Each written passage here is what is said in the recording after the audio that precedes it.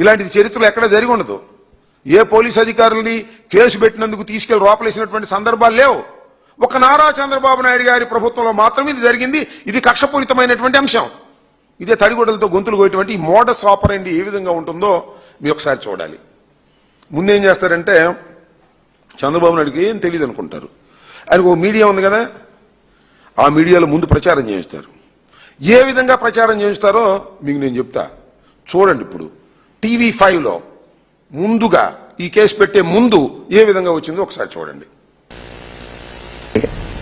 గతంలో తెలుసుగా నేను చెప్పాలి, పెద్దోడు పాపం, ఇంకో చిన్నోడు ఉన్నాడు ABNలో, ఆయన చూడండి ఏం మాట్లాడతాడు. ఇప్పుడు మాట్లాడింది పెద్దోడు, నిజానికి ఇది ఈ చిన్నోడు.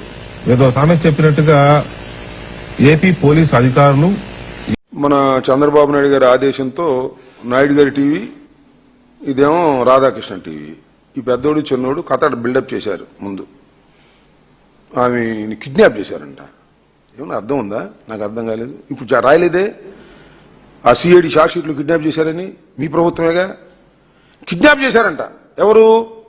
3 IPS ఆఫీసర్లు, 2 పోలీస్ అధికారులు వెళ్ళి కిడ్నాప్ చేసి తీసుకొచ్చేశారంట. చట్టబద్ధంగా, ధర్మంగా, న్యాయంగా తీసుకొచ్చారు. దోష నిర్దోష that will be decided by the honourable courts. కానీ పోలీస్ ఇన్వెస్టిగేషన్కి వెళ్ళిన పాపానికి కక్ష బట్టి ముందు ఏంటంటే నేను చెప్పదలుచుకుందండి, ముందు మోడస్ ఆపరెండి ఎలా ఉంటుంది చంద్రబాబు నాయుడు గారిది. తనకు సంబంధించిన టీవీలు ఉన్నాయి కదా, ఈ టీవీలో ఇలాంటి కల్పితమైనటువంటి వార్తలు వేస్తారు. ఇది చాలా అన్యాయం జరిగిపోయింది, అక్రమం జరిగిపోయింది, వీళ్ళు దోషులు, ఆమె అద్భుతమైన రాళ్ళు, సరే అది వేరే అంశం అని చెప్పి ఈ కథ వేసిన తర్వాత అప్పుడు రంగంలోకి దించుతారు.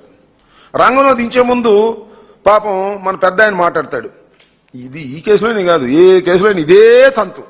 మన పెద్ద ఆయన మాట్లాడతాడు. ఎవరు? చంద్రబాబు నాయుడు గారు. ఆయన మాట్లాడుతున్నాడు, చూడండి ఏం మాట్లాడతాడు. వ్యవస్థలు ఎంత నిర్వీర్యం అయిపోయినాయంటే, ఎవరో ఒక అమ్మాయి బాంబే, ఒక పెద్ద ఆయన, ఇంకో చిన్న ఆయన ఉన్నాడు. అక్కడ పెద్ద ఆయన చిన్న ఆయన లాగా ఇక్కడ ఒక చిన్న ఆయన ఉన్నాడు. ఆయన ఏం మాట్లాడతాడు చూడండి. హోంమంత్రి గారు ఉన్నారు పాపం, మైక్ ముందే హోంమంత్రి గారు అనుకోండి, పాపం ఆమె మాట్లాడింది చూడండి ఇదే కేసులో. మన రాష్ట్రంలో ఆడపిల్లలు ఇబ్బందులు పడ్డారంటే ఒక ఎత్తు, పక్క ఒక బిల్డప్ ఇచ్చి దీని మీద ఒక కేసు లాగా కట్టేసి ఇంకా చాలా విచిత్రమైన ప్రచారాలు చేశారు. అవి ఏంటంటే ఈయన తీసుకొచ్చి అక్కడ మన ఇబ్రహీంపట్నంలో NTPC గెస్ట్ హౌస్ ఉంది కదా, ఆ గెస్ట్ హౌస్లో పెట్టారని, కొన్నాళ్ళు గెస్ట్ హౌస్లో బంధించారని, పోలీస్ ఆఫీసర్లు అక్కడికి ఇల్లు ఇచ్చారని, ఒక తప్పుడు కథనాలు, అన్యాయమైన కథనాలు. చివరికి ఆ కస్టడీలో ఉన్నప్పుడు ఆమెను అనేక రకాలుగా వేధించారు అనేటువంటి మాటలు మాట్లాడారు. పచ్చి అవాస్తవమైన అంశాలు. ఎందుకు అవాస్తవమైన అంశాలని చెబుతున్నానంటే, ఆమె బాంబే కోర్టులో హాజరైంది, ఇక్కడ కోర్టులో హాజరైంది, కోర్టు ముందు, తర్వాత బెయిల్ సమయంలో హాజరైంది. ఇన్ని జరిగినా కూడా ఏ రోజుని కూడా ఆ రోజు ఆ కేసులో 90/24లో ముద్దాయిగా ఉన్నటువంటి కాదంబరి జత్వాని ఏ రోజునా కూడా నన్ను పోలీస్ కస్టడీలో గాని లేదా పోలీస్ కస్టడీ ప్రొడ్యూస్ చేయడంలో లేట్ చేసి గెస్ట్ హౌస్ లో పెట్టారని గాని ఎక్కడా చెప్పలేదు. సరిగదా?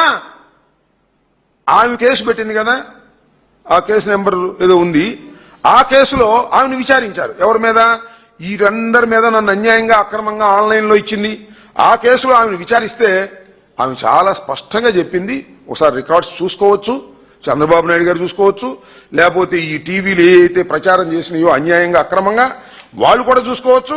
ఆమె చాలా స్పష్టంగా చెప్పినట్టు అంశం ఏమిటంటే, నన్ను ఏ రకంగానూ హెరాస్ చేయలేదు, ఏ గెస్ట్ హౌస్ కు తీసుకెళ్లలేదు అని చాలా స్పష్టంగా చెప్పింది. That was recorded in the records.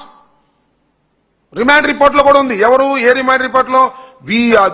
కొంతమందిని ప్రొడ్యూస్ చేసినప్పుడు, ఈవిని ఎంక్వైరీ చేసినప్పుడు ఆ కేసులో, ఆమె పెట్టిన కేసులో చాలా క్లియర్ గా చెప్పినట్టుగా రాసుకున్నారు. రికార్డ్స్ లో ఉంది. ఏమిటి అన్యాయమని అడుగుతా ఉన్నా. ఇంత దారుణంగా అన్యాయంగా మీరు ఈ కేసులో ప్రభుత్వం మీద బురదల్లేటటువంటి కార్యక్రమం చేస్తూ పెద్ద నాటకం ఆడారు. ఇంతకన్నా దారుణం ఏమైనా ఉంటుందా చంద్రబాబు నాయుడు గారు? మీ మొత్తం జీవిత చరిత్రంతా ఇంతే. అడ్డం పెట్టుకొని, పోలీసులను అడ్డం పెట్టుకొని మీరు ఈ రకమైనటువంటి అన్యాయమైనటువంటి కార్యక్రమాలు ఇవాళ మీరు చేశారు. అంతేకాదు, సరే ఆమె తీసుకొచ్చారు మహిళ, సరే ఆమె దోష నిర్దోష అకార్డింగ్ టు ది సిఐడి ఆమె దోషి, according to the Kukkala Vidyasagar Rao ఆమె దోషి, according to the then police officers ఆమె దోషి. నిర్దోష కాదా అనేది నిరూపించవలసింది కోర్టు. ఇప్పుడు వరకు ఆమె మీద దోషి అనేటువంటి ఆరోపణలు ఉన్నాయి. ఈ రోజు కూడా మీ ప్రభుత్వం వచ్చిన తర్వాత కూడా మీ సిఐడి కూడా ఆమె నిర్దోషి కాదు, దోషి, డబ్బులు వసూలు చేసింది అని స్పష్టంగా బ్లాక్ అండ్ వైట్ తో రాసి ఆనరబుల్ కోర్టులు ఇచ్చిన సందర్భాన్ని పురస్కరించుకొని నేను ఇవాళ మాట్లాడుతున్నా. అవును, మీరేం చెప్పారండి? తీసుకొచ్చారు, హోంమంత్రి గారు లేవని పలకరించారు, కనకదుర్గ గుడికి తీసుకెళ్లారు, తీసుకెళ్లి తప్పులేదు, మహా త్యాగి అని చెప్పారు. మళ్ళా మహిళా సంఘాలు వచ్చినాయి, చంద్రబాబు నాయుడు గారు క్రియేట్ చేసినటువంటి మహిళా సంఘాలు, మహిళా రక్షణ అని ఆయన వచ్చారు. ఇదేమిటి అన్యాయం? ఒక అబలం ఇలా చేస్తారా? దుర్మార్గం కాదా? జగన్మోహన్ రెడ్డి గారి ప్రభుత్వం ఇట్లా చేస్తుందా? ఎన్ని మాటలు మాట్లాడారు డ్యామేజింగ్ గా. ఏంటి అన్యాయం అని అడుగుతా ఉన్నా. ఇలా అన్ని నాటకాలు ఆడి ఓ బిల్డప్. దోషిగా మీ ప్రభుత్వమే, మీ సిఐడినే చెప్పినటువంటి అంశాలను పక్కన పెట్టేసి వాళ్ళ ఆ రోజున మీరు ఎంత నాటకం ఆడారు, ఎంత బరి తెగించారు అనేది ఇక్కడ మనం ఆలోచించవలసినటువంటి అంశం అని ఈ సందర్భంగా నేను మనవి చేస్తున్నా. అన్యాయంగా, అక్రమంగా ముగ్గురు పోలీసు అధికారులు, నేను అడుగుతా ఉన్నా, పిఎస్ఆర్ ఆంజనేయులు గారు ఇంటెలిజెన్స్ చీఫ్ గా పనిచేశారు ఆయన, నాకు బాగా తెలుసు. గుంటూరు ఎస్పీగా పనిచేశాడు ఆయన, very very reasonable sincere officer. ఆయన ఎస్పీగా పనిచేసినటువంటి ప్రతి చోట కూడా నేరస్తులు గడగడలాడేవారు. విజయవాడ కమిషనర్ గా పనిచేశాడు. ఎన్ని కూడా తెలుగుదేశం ప్రభుత్వంలోనే, కాంగ్రెస్ ప్రభుత్వంలో కాదు, తెలుగుదేశం ప్రభుత్వంలోనే విజయవాడ కమిషనర్ గా పనిచేశాడు. ఇక్కడ గుంటూరు ఎస్పీగా పనిచేశాడు. అలాంటి వ్యక్తిని ఒకసారి సస్పెండ్ చేసి పారేశారు, జైల్లో పెట్టారు, అరెస్ట్ చేసి జైల్లో పెట్టారు. ఒక ఐపీఎస్ ఆఫీసర్ని, ఇద్దరిని సస్పెండ్ చేశారు. వీళ్ళందరూ కోర్టుకు వెళ్ళారు, హైకోర్టుకు వెళ్ళారు. అయితే పిఎస్ఆర్ ఆంజనేయులు గారు బెయిల్కి వెళ్ళలేదు కాబట్టి ఆయన అరెస్ట్ చేశారు, లోపల ఉన్నాడు. తర్వాత బెయిల్ మీద వచ్చాడు. కర్మ ఇద్దరు ఐపీఎస్ ఆఫీసర్లు కోర్టుకు వెళ్ళారు. ఏమిటి అన్యాయం సార్? కోర్టు వారు చెప్పండి. మేము ఎవరో ఇచ్చినటువంటి ఫిర్యాదు మీద దాన్ని రిజిస్టర్ చేసి చట్టబద్ధంగా మేము వెళ్ళి బాంబేలో ఉంటే పట్టుకొచ్చాం. ఎక్కడ చట్టాన్ని డీవియేట్ కాలేదు. మేము అక్కడ పోలీస్ స్టేషన్కి ఇన్ఫార్మ్ చేశాం, కోర్టుకి ఇన్ఫార్మ్ చేశాం. అక్కడ నుంచి ట్రాన్సిట్ వారెంట్ తీసుకుని ఇక్కడ తీసుకొచ్చి కోర్టులో ప్రొడ్యూస్ చేశాం. కోర్టు వారు రిమాండ్ ఇచ్చారు. ఇంత పగడ్బందీగా మేము చేస్తే మా మీద కేసు పెట్టి మమ్మల్ని అరెస్ట్ చేయాలనుకుంటున్నారు. ఈ ధర్మమేనా కోర్టు వారు అని హైకోర్టుని అడిగితే హైకోర్టు ఆగండి అంది. ఆగండి, మళ్ళా మేము చెప్పేంత వరకు దీనిలో ఏ చర్యలు తీసుకోవడానికి వీల్లేదు. అక్కడేమో ఆమె ఫిర్యాదు ఇచ్చింది, ఇక్కడేమో ఫిర్యాదు ఇచ్చి అది తప్పంటుంది. ఈ రెండు ఎలా సమానం అవుతాయి? దీని మీద ఒక్క అడుగు కూడా ఇక్కడ ఉన్నటువంటి పోలీస్ డిపార్ట్మెంట్ ముందుకు వేయడానికి వీల్లేదు అని గౌరవ హైకోర్టు వారు స్టే ఇచ్చారు. అర్థమవుతుంది కదా? అక్కడ దాని మీద కేసు ఇచ్చారు, స్టే ఇచ్చారు. ఇక్కడేమో జత్వాని నిర్దోషి కాదు, దోషి, ఆధారాలు ఉన్నాయి, డబ్బులు వసూలు చేసిన మాట వాస్తవం, 4 లక్షల చిల్లర ఆమె అకౌంట్లో పడ్డాయి అని స్పష్టంగా చంద్రబాబు నాయుడు గారి నాయకత్వంలో ఉన్న ప్రభుత్వంలో సిఐడి పెట్టింది. అంటే దీనికి ఏం సమాధానం చెప్తారు చంద్రబాబు నాయుడు గారు? సందు దొరికితే బురద జల్లేయటమా? అభూత కల్పనలు సృష్టించటమా? ప్రజలను ఇబ్బంది పెట్టే కార్యక్రమాలు చేయటమా? పోలీసు వ్యవస్థను ఇంత దారుణంగా ఉపయోగించుకున్నటువంటి ప్రభుత్వం, నాకు ఇప్పుడు 70 ఏళ్ళు, చంద్రబాబు కన్నా ఒక 5-6 ఏళ్ళు చిన్నోడిని, ఇంతవరకు నేను చూడలేదని మనం చేస్తున్నా. పోలీసుల్ని ఉపయోగించి పోలీసుల్ని అరెస్ట్ చేసి పారేశాడు. శభాష్ చంద్రబాబు, నీకు అసలు గోల్డ్ మెడల్ ఇవ్వాలని చెప్తున్నా. ఇలాంటి దుర్మార్గం అండి, ఇంత అన్యాయం అండి, తడిగొడ్డలతో గొంతులు కోయటువంటి ఇది కాదండి. మమ్మల్ని ఏదేదో ఇష్టం వచ్చినట్టు మాట్లాడుతున్నావు నువ్వు. ఇంత దారుణంగా పోలీసు అధికారుల్ని వాళ్ళు ఏం చెప్తావు చెప్పు, నాకు అర్థం కాల. అరెస్ట్ చేశావు పిఎస్ఆర్ ఆంజనేయులు గారిని, లోపల పెట్టావు. మరి ఇద్దరు ఐపీఎస్ అధికారులు, ఐపీఎస్ అంటే ఏం చిన్న విషయం నాకు తెలియదు. ఐపీఎస్ ఐఏఎస్ అంటే ఎంత కష్టపడి చదువుకుంటారు. వాళ్ళకి ఏమైనా రికమెండేషన్ మీద వస్తుందా? లేకపోతే నువ్వు టిక్కు పెడితే వస్తుందా? లేకపోతే మేము టిక్కు పెడితే వస్తుందా? ఎంతో కష్టపడి చదువుకొని టాప్ ర్యాంకులు తెచ్చుకొని ఇండియన్ పోలీస్ సర్వీసులో చేరినటువంటి వ్యక్తిని టకామని కొట్టేశావు. ఒక ఫాల్స్ కంప్లైంట్ తీసుకొని, అన్యాయంగా తీసుకొని. వాళ్ళు ఏం చేశారు? విత్ ఇన్ ద డ్యూటీ, వాళ్ళ డ్యూటీ ప్రకారం వాళ్ళు చేశారు.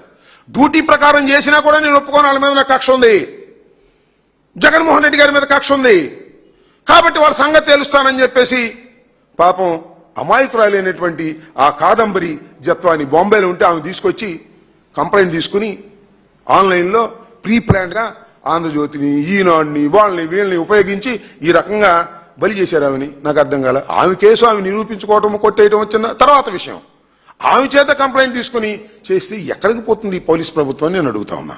ఇంత దారుణమైనటువంటి కార్యక్రమాలకి ఇవాళ చంద్రబాబు నాయుడు గారు దిగజారిపోయి మాట్లాడుతూ ఇవాళ అంటున్నాడు, రక్షించవలసినటువంటి పోలీసులే ఇలా చేస్తే ఎలాగు అని. నీ పని ఏంటి వాళ్ళ? ఇంత దారుణమా?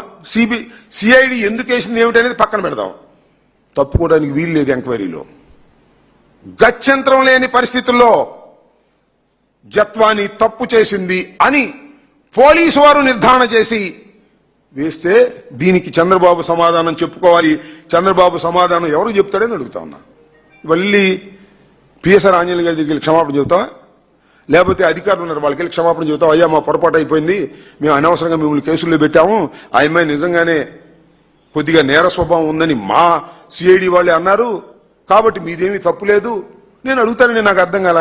బోలేని కేసులు పెడతారు ఈ రాష్ట్రంలో పోలీసు వాళ్ళు, ఆ కేసులు కొట్టేస్తారు. 100కి 90 కేసులు కొట్టేసినాయే, పెద్ద పెద్ద మర్డర్ కేసులు కూడా.